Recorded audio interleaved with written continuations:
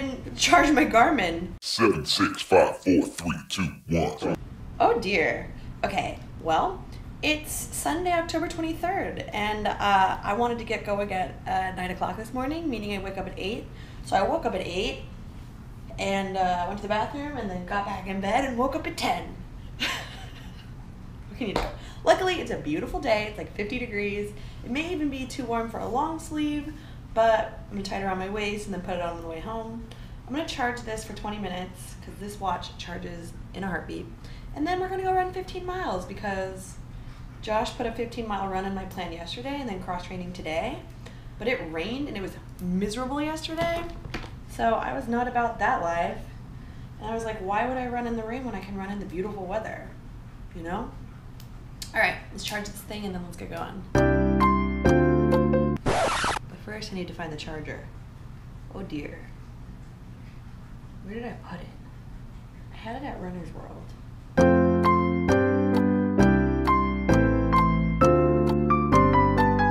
Found it.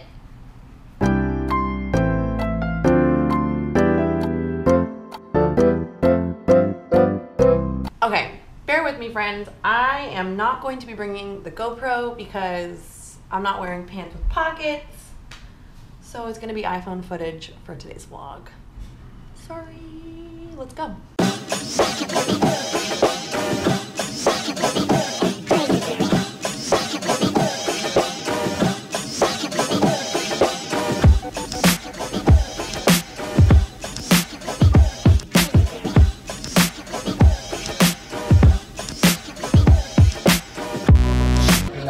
That's why I hate the Manhattan Bridge. I have to run through Chinatown. Ugh.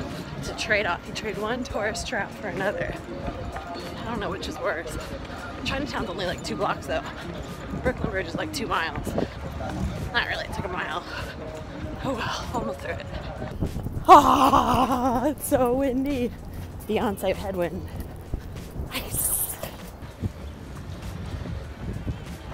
Here's the finish. Right there. So here's the best part about doing the Foot Locker 5 Bro Challenge.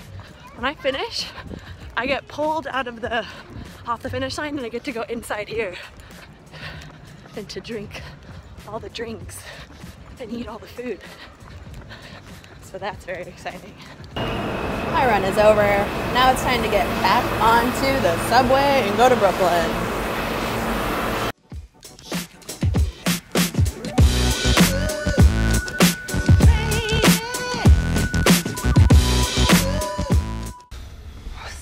Settle in, kids. Mama's gonna read you a bedtime story. Just kidding, that was really creepy. I promise I never do that again. You guys, we're back to bedside chats. I haven't done this in a long time. This feels right. I want to talk about my recovery because today Josh put a 15-mile long run on my plan, and it was mostly just like time on my feet. There was no time goals or anything. But around mile 10, my hips started hurting real bad, the left side in particular. So I'm going to PT tomorrow and I'm pretty excited to talk to Mike about what the hell is going on. Cause it hurts. It's not bad, like I'd give it a 5 out of 10 on the pain scale, maybe even a 4. But it was nice because like I was in Central Park and a woman ran towards me and she was like, "Are you Kelly from Instagram?" And I'm like, "Yes." And so we'd actually met during the Brooklyn half marathon the same way. And so it was nice to like run 5 miles with someone and like talk to them because I was all by myself. Now that Greg moved to San Francisco, I don't have a running buddy or accountability buddy. So it was nice to run with someone. That was amazing and like a godsend because I had a really good first 10 miles and the last 5 miles were not so fun. So it was really nice to have someone talk to me and to hang out with and to just like shoot the shit with. It was awesome. But a lot of you are doing what I'm doing and you're running back-to-back marathons. And I think the most important part about running back-to-back marathons is to listen to your body and to eat really well and to sleep a lot. Because when I was in Berlin and I got to interview and sit down with Emmanuel Mutai and Jeffrey Mutai,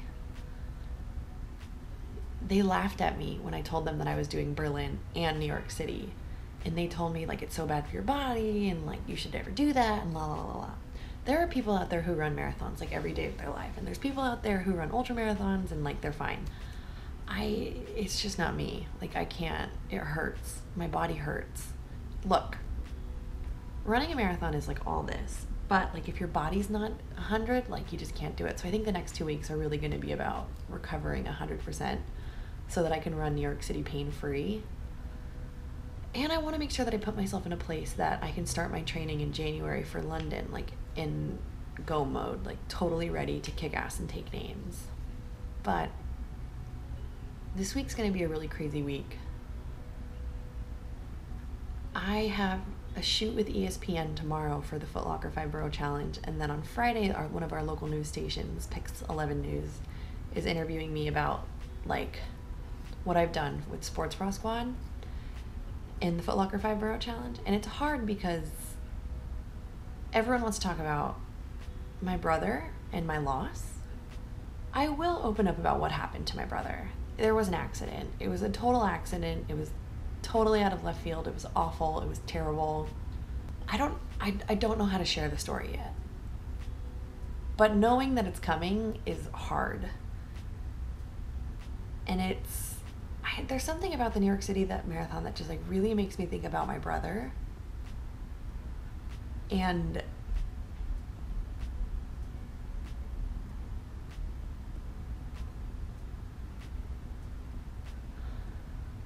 it's just hard. Grief is hard. And I've been struggling this week with grief, and the hard part is like I don't get to go run.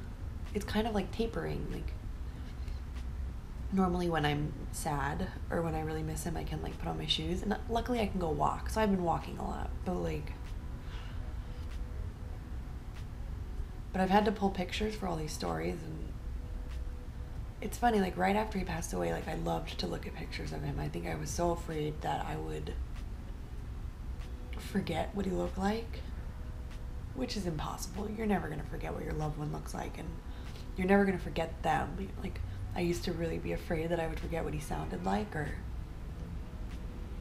so I would look at all these pictures like nonstop, and now it's the opposite. Like I actually kind of have a hard time looking at him. And that's not true. I don't have a hard time. I miss him a lot. But I'll talk about it. Like, it's coming. But I'm excited. We're 2 weeks away from the New York City Marathon. My favorite marathon in the whole entire world. I'm just ready for it to be here. All right. I'm going to go to bed. I'll see you guys tomorrow.